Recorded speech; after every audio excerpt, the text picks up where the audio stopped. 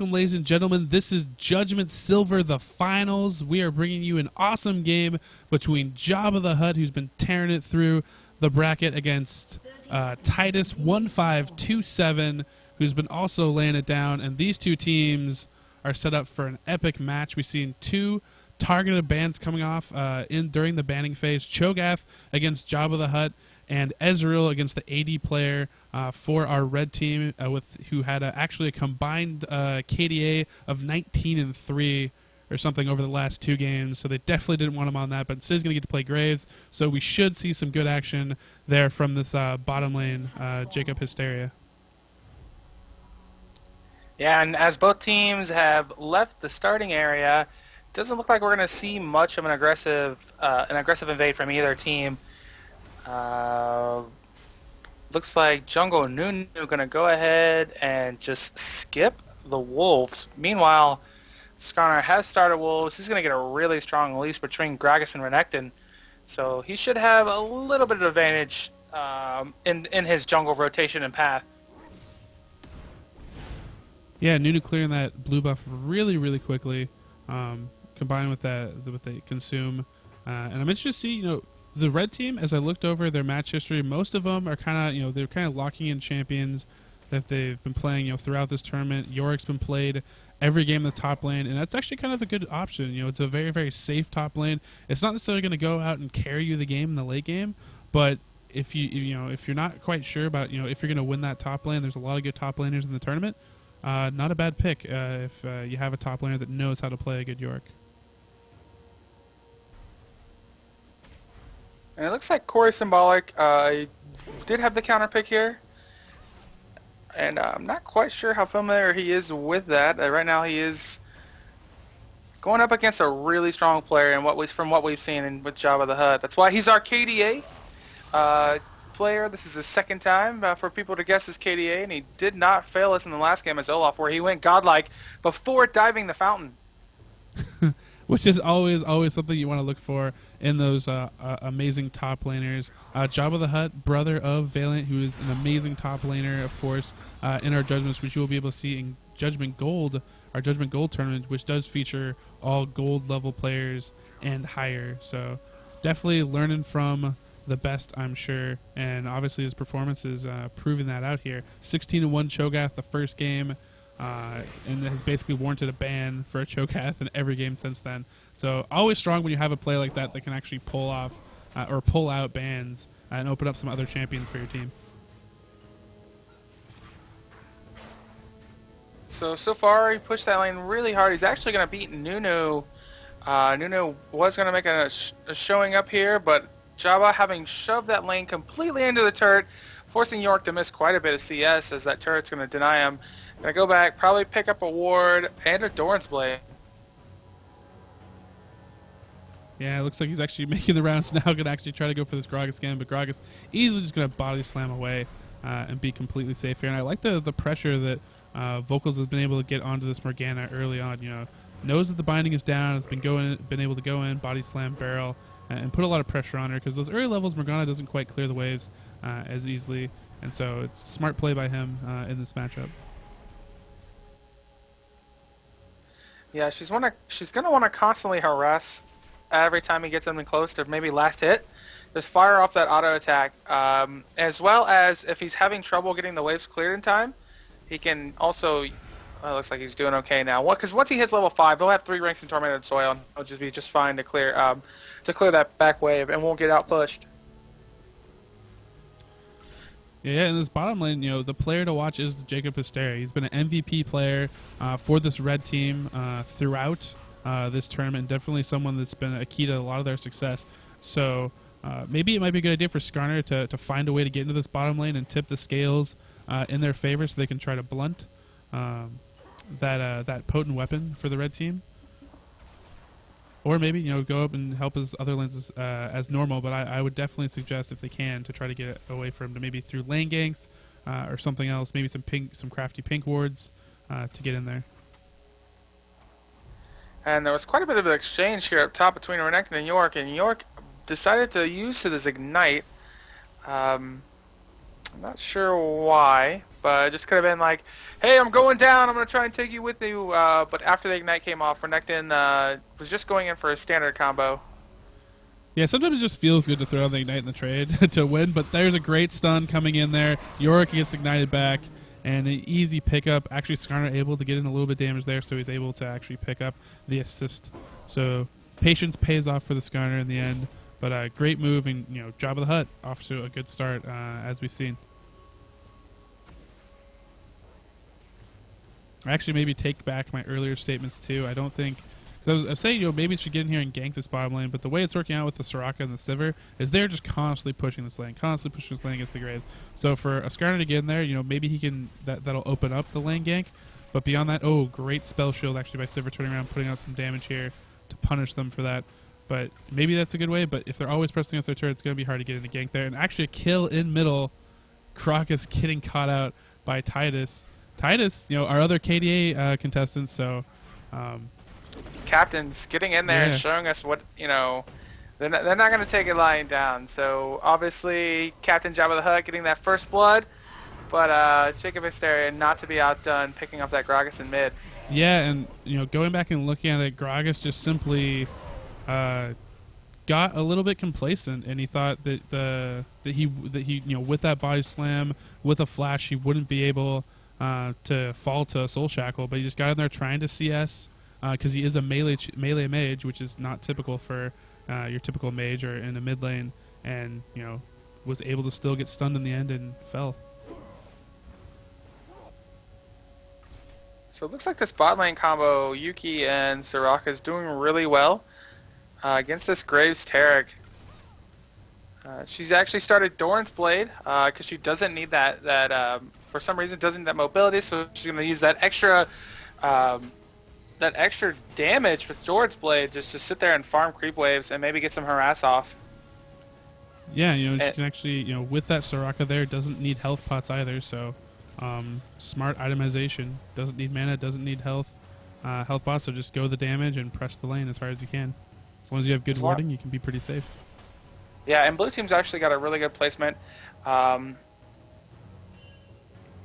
I would say if Nunu wanted to get in there, he's going to have to come through the Tribrush, and he's actually going to have to come in near the Wraith camp. So I think the blue teams, that bot lane Soraka and Sivir, they know what they're doing. So they're basically just saying, let's prevent them from, we'll just shove this lane. We'll force Graves to last hit under Taric, or we'll force Graves and Taric to last hit under turret. And we'll just play aggressive, and we'll just use our sustain, which is stronger, to counteract any sort of aggression. Top now Yorick, trying to use those ghouls to be safe and back off, but Jabba the Hutt keeps diving in. Already put him to half health with that one combo. As long as he is able to dodge, the lifesteal wraith, he's pretty much set in these trades. He just keeps building up rage, can dive in, get his stun off, and just dominate this top lane. Because right now, 76 CS to 23 for Yorick. I mean, that is a huge punishment in top lane.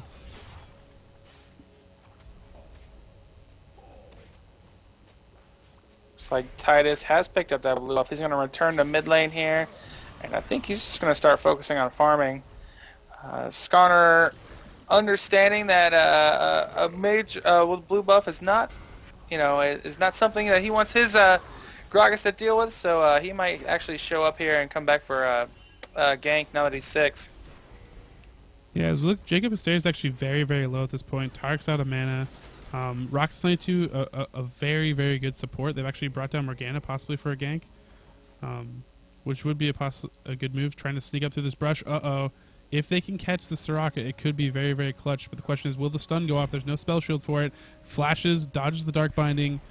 Good move there. Yeah, I don't know why. Taric should have flash stunned. Yeah. Is what he should have done there, because that would have been a free kill. Yeah, definitely you want the Tark Dazzle to come in first, and then throw the Dark Binding to make sure that there is no flash like we just saw from Soraka. And a little bit of less execution, but they're going to be able to back off now, go buy up. Graves has actually been farming really, really well. He's been pressing against his turret pretty much this entire early laning phase, but he's still ahead in CS, so props to him for playing very, very well. Jacob Hysteria, they're going to need him as this game goes along further. And both teams being very respectful of one another, but the wards you can see are all over the map. Both these teams and their players understand the map mechanics and awareness. And meanwhile, Job in a lot of trouble. I thought for sure we were going to see a little bit more. His slice and dice was down. So the only thing he would have left to escape would have been possibly Flash, unless he's trying to bait the fight and use his ult and try to go for a 1v2, something I know I would love to see, and also our fans who will be tuning in to watch this VOD. Yeah, I mean, at first, it was great patience by ZumaFest to actually wait for the slice and dice to go down, except for there wasn't quite the follow-up from Yorick, and Yorick's weak to the point where between the two, there's not really enough damage to really take down Jabba the Hutt. So if Jabba the Hutt really wanted to 1v2, he could. They've just sat up in lane, and he's just been like, yeah, what do you want to do about it? Uh-oh, so the supports are dueling and the ADs are dueling, and right now Jacob Hysteria is getting ahead. Someone's pink ward is still up, so they are the winner by default. So it looks like Tarek won that duel. Yeah. And speaking of which, Graves also coming ahead, mainly because he went back to base and with the sustain. Ooh, nice spell shield. Yeah, that was actually a pretty clutch spell shield. Now the thing is, though, is that if Tarek knows the spell shield is down, they could make a play there if he still has his dazzle up, which he does. Then they could make a play since spell shield is down. But looks like they're just gonna back off and just keep up the farming game, keep their advantage, and just play it out that way. Because right now mechanically, Graves is doing a better job of last hitting than Sivir, but it's very, very close. Oh, Skarner might be coming in here on Titus, pulls him in. Gragas actually fails the body slam, gets bound, actually flashes out of the absolute zero, so that's not actually going to be able to take down anyone. Now they're kind of a little bit of retreat here. Titus has the cooldowns down, doesn't have a lot of mana, and they're just going to back off out of this. So getting out of a sticky situation, if Gragas would have been able to get over that wall with that body slam, probably would have been a kill for the blue team. And meanwhile, while you guys are watching mid, you should probably rewind and go watch that exchange in bot. There was a full-on-out exchange in bot lane at the exact same time as there was an exchange going down in mid. Yeah, going back, it looks like Soraka very, very low on the tail end of this. So yeah, so have rewound sitting here. Looks like they're both in the laning phase. Looks like Soraka gets a little bit too far out, gets stunned, gonna take a lot of that burst damage from Graves, pretty much point blank, and an exhaust, or actually an ignite, but with that heal is able to just barely survive. It looks like that clutch wish couldn't have come at a better time, as it also helped the two players out in mid.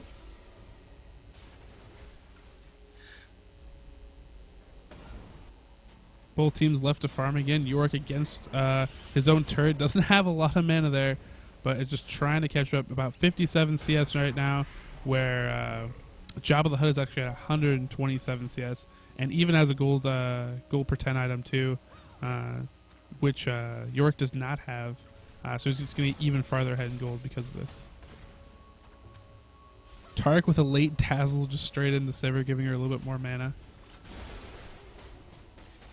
If you can even go in fake like you are, like you're going to engage, and you can get her to to get that twitchy finger and pop that shield, that is a big play, and it can actually open up a lot of good plays against Sivir players. It's something to look for if you are a Tarek against the Sivir. Try to go in there, fake your shatter, fake like you're going in for a stun or something like that, and see if you can just get her to to twitch just a little bit, pop up that shield, wait for it to fall, then look for an engagement shortly after. Yeah, it's almost a stalemate here in this bot lane.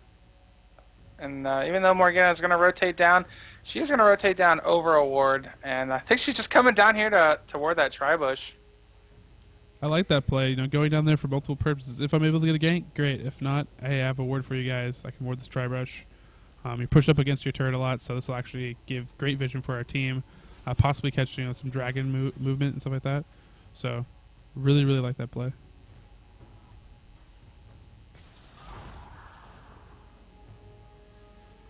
And it does look like blue team has a pink there. They can see the ward placement, but they just haven't been able to get out of lane to take care of it.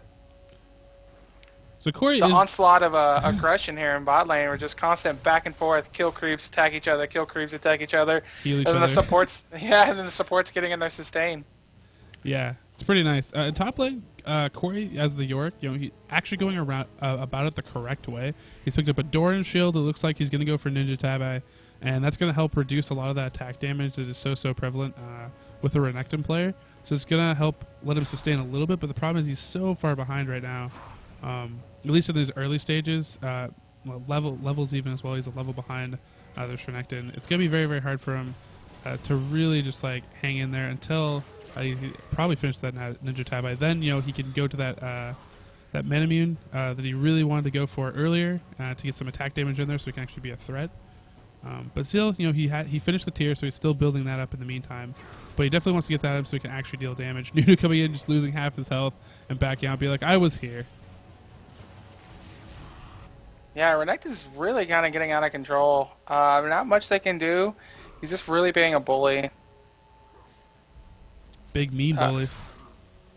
Now, the good news is that in terms of late game, Renekton's late game is kind of questionable. He does have the ability to double gap close and actually dive into that back lines. He's got that ult, which can put out a ton of damage. But typically you find Renekton's to be somewhat squishy. And looks like Jabba in a lot of trouble here now. Might actually be able to pick up that kill with the Ignite. Very close. Very close exchange right there.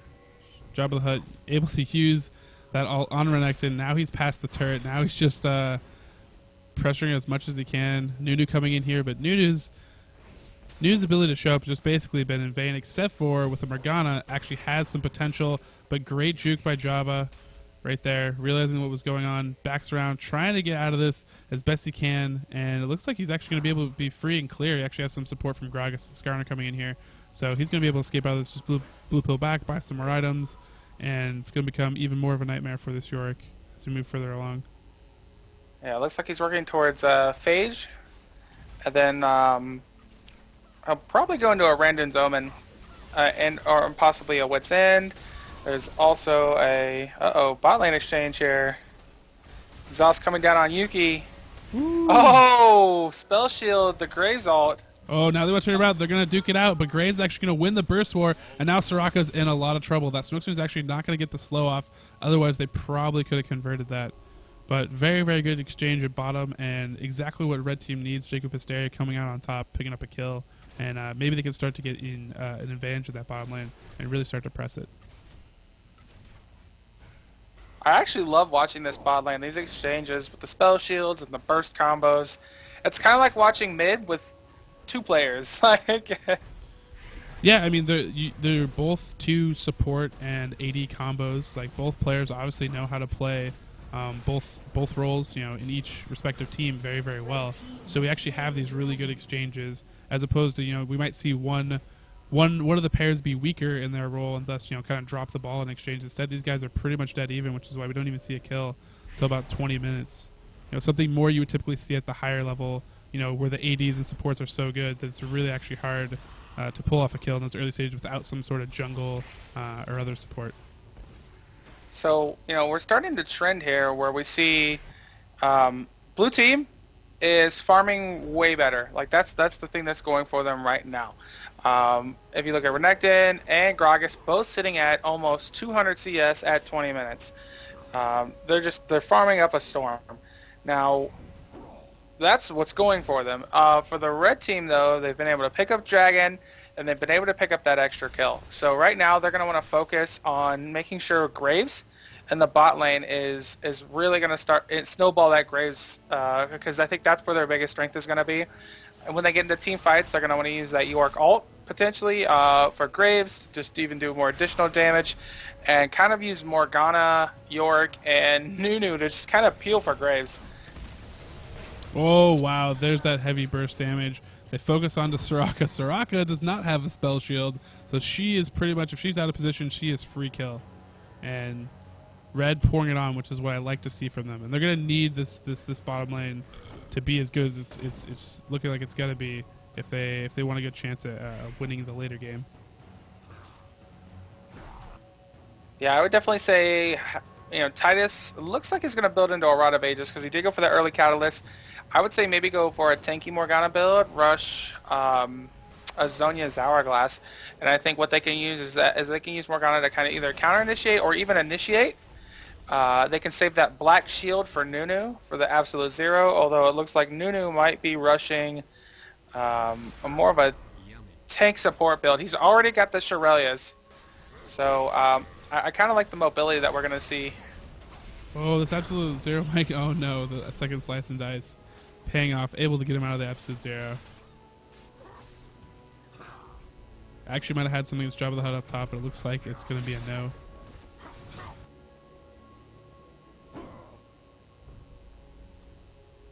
Gragas already with a Rabadon, and he's probably going to upgrade those boots and then probably turn it into, I mean, he'll probably go for more of a standard AP.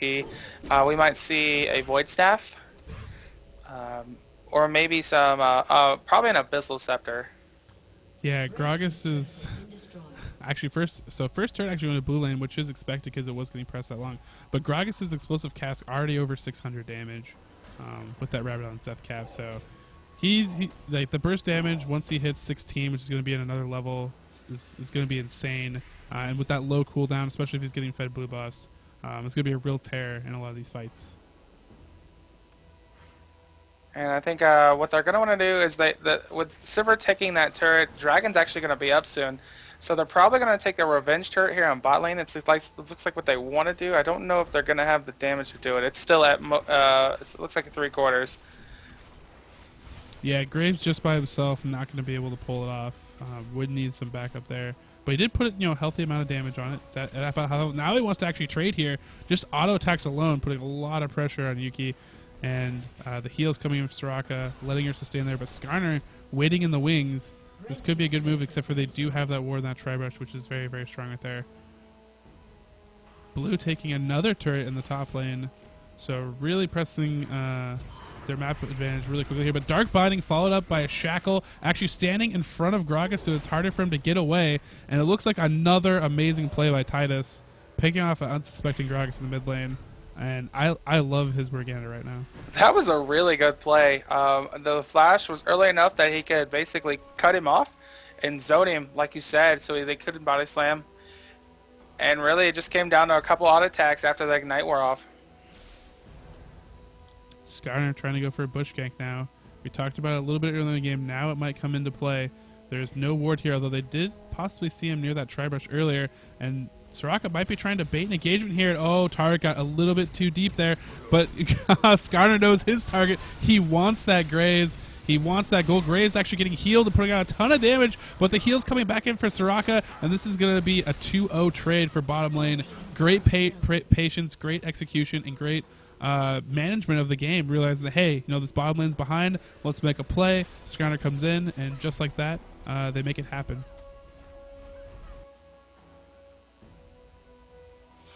And this just in, looks like Team Sky King has completed their third place match. And they are going to go ahead and take the bronze. Congratulations to his team.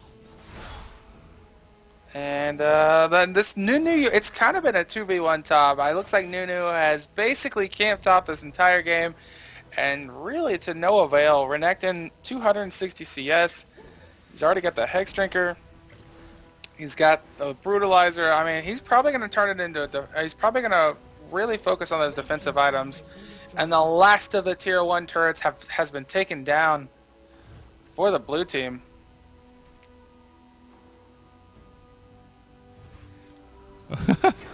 I like how Renekton's like, I just want a blue pill, guys. Stop trying to not let me blue pill. He's actually slicing and dice his way all the way from top now down to their own Wraith Brush just so he can back up. Red team setting up for a dragon, and with Renekton backing off out of this, blue team not in the area, red team's going to be able to pick themselves up a dragon, which is going to help them catch up in their gold deficit, which is only about 3k. Now it's 2k. So red team's still looking pretty good here. In Shurelya's Reverie, I guess. Maybe I guess they saw this Soraka and maybe thought that they'd go in, but not enough people there to actually pick that up. So So it's a really close game at this point. The turret advantage and the farm advantage going to the blue team. The kill and dragon advantage going to the red team. You know, we're really setting up, you know, for this next, you know, each objective, you know, right now has gone in favor of the red team. I love this map coverage. I mean, if we look at the bottom half of the jungle, I can count, what, 3, 4, 5-ish wards, give or take. I mean, Soraka with the oracles, we can stand to make bank. Yeah, they even got some pink wards mixed in there. So love the warding from the red team. Blue team probably going to do them some good to go with it. But, you know, with that vision, you want to be able to capitalize off it in some way. So it'll be interesting to see if red team actually capitalize off having that vision, if they make some plays because of it, or if, you know, the wards just fade and they're not able to. Because, you know, if you spend those wards, you want to be able to do something with them. You know, the common mistake, too, is people will, you know, you'll pink ward a dragon, but then you never actually make a play on dragon, you know, which, you know, if you're going to spend the extra gold, if you're going to spend the gold to, you know, ward up all these areas, you know, make some plays off it, use that information. So, red team might find a Renekton. Oh! And Graves already picked up that buff. Surround is on. Jabba the Hutt, she's like, why do people keep coming? So he's gonna I'm just going to slice and dice over this wall. That's what he's decided. Although he gets bound, will the Shackle be able to catch him? That is the question. He's going to try to slice and dice over this wall. He actually doesn't hit anybody. He does get stunned, but no one can follow that up on the Dark Standing Lands! Oh, man, the plays! cool.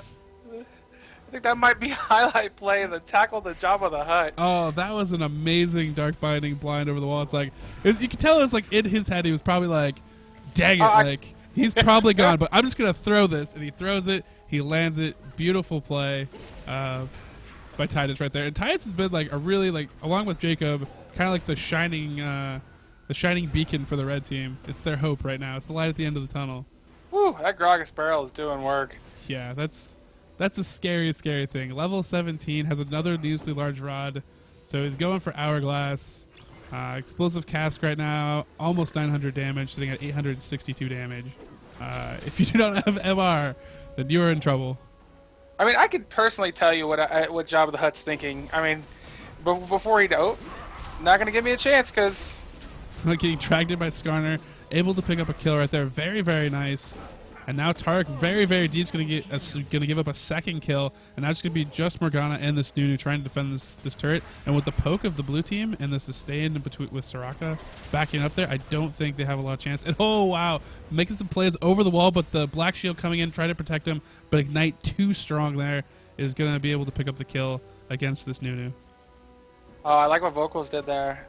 He's like, you're not to be outdone by Morgana. I'm going to get in there and I'm going to make some plays. And that's exactly what he did. Barrel over the wall, catching Nunu, and then the body slammed through the wall with the Ignite to finish it off. Yeah, I want to be on the highlight reel too. I want to be on those. I heard big things happen if you get on those highlight reels. Yeah, endorsements. I heard Gatorade was contacting Silent Stream. Yeah, yeah, and Nike too. I mean, they were like, Kobe Bryant who? Let's get this chick. So yeah, just you could definitely feel like Jabba the sitting there like, I got this. There's no way they could kill me. I'll just slice and dice over the wall. Yeah, how many times have I done this and escaped from these fools? Yeah, I know. Like how many times did he escape earlier? We saw him slice and dice and be like perfectly fine. But Titus, the pirate in the pudding, and lands another Dark Binding. Apparently, Dark Binding homes onto crocodiles. It's a real thing. Even with the flash. Almost gets stunned, but great ult following it up right away. That was beautiful.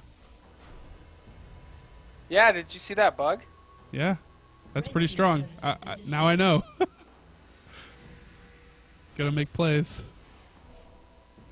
Wow, the Soul Shackles did not trigger. Yeah, apparently if you change skins. Oh wow, the bolt flash over the wall, trying to track down this Soraka, and Tarek totally juked. Oh, Roxas 92. Stunned support, but not right there. The blue team completely evading all of the aggression here by the red team, but meanwhile Sivir is just shoving this bot lane. She got that that outer turret, that base turret. down to about half health, and she's not going anywhere as the... Oh, wow. We actually still have an engagement here. Nunu Absolute Zero is going to go off and still do a lot of damage to the blue team. They did not cancel it, and now it's getting followed up. The red team's actually looking really strong here, and Sivir in response is just going to push in there. That's what they have to do. Your Ghost is actually onto Graves. Graves still up. Going to try to get in here, but blue team's just going to back off. They can actually clear waves.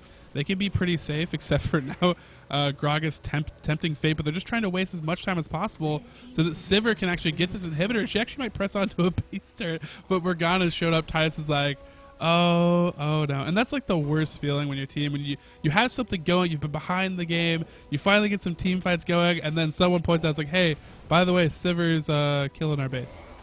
And Gragas can turn this around. He wants Roxas right now. And look at that burst damage coming in here. Body Slam's gonna finish it.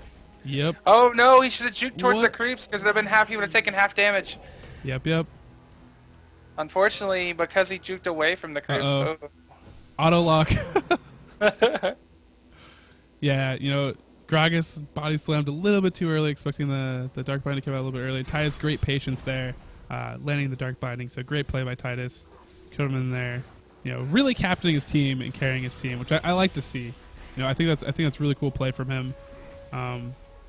If I remember correctly, I believe it's Titus is friends with someone in our gold tournament. I believe he's friends with Vertebreaker. So obviously, again, captains that have been mentored by some pretty good players and friends that have been keeping him in there and keeping him playing in this game. And Sivir is trying to pick off a dragon by herself too. Going to use her ult to actually get out of this, be safe. And instead, Graves actually going to pick up this dragon. Red continuing their buff control, but it's not helping them out too much here because the farm for the blue team is just absolutely out of control.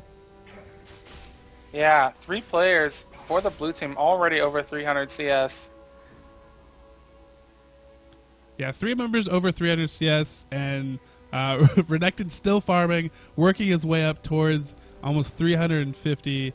That just spells trouble for your team. And even if Renekton, isn't the greatest or most touted late game hero, the fact that he's farmed, it doesn't really matter because his items are so far ahead that he's going to have that extra tankiness and not going to be as squishy, which is normally his drawback, as you pointed out earlier.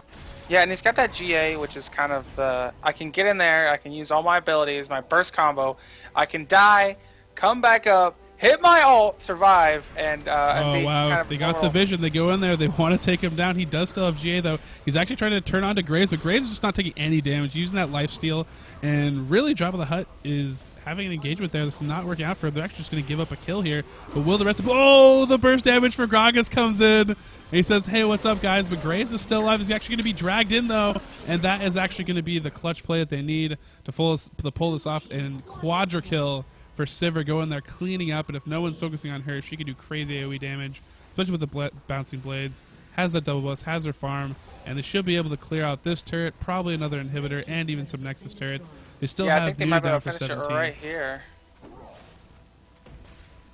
Yeah, Gragas clearing out some creeps there. I would totally expect that they should be able to kill at least these Nexus turrets, even if Red came roaring out. But yeah, they should. They're going to take out this Nexus. So congratulations to Team Jabba the Hutt, taking it down in our finals for Judgment Silver. This has actually been an awesome cast and an awesome game. So great plays all around. So definitely congratulations to both teams, especially Titus. Titus's play was absolutely excellent. I'd love to see him back as a captain for any team based on that play right there. Well, thanks, guys, for tuning in. We're sorry we couldn't have brought this to you live, but hopefully you had a chance to watch this VOD. Make sure to check out our Facebook page, and we will also announce... I don't know if I ever closed the contest. But either way, thanks for tuning in, and this has been another fabulous event brought to you by Raise Your Weapon. And tune in to Judgment Gold Wednesday, August 29th. Yeah.